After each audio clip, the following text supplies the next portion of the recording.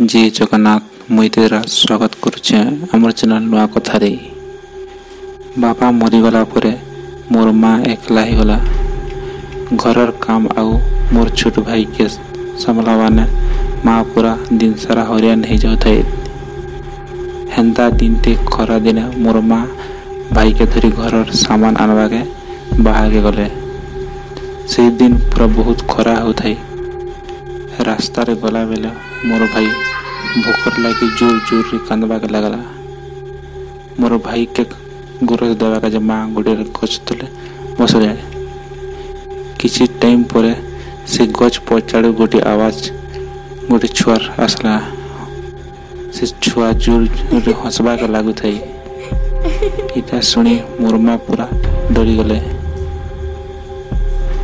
से ठानु मोर माँ मोर भाई के धरी घर के पोले आले। से घर के आसरा पर भी से छुआ मोर माँ के सब जगह दिशु थी।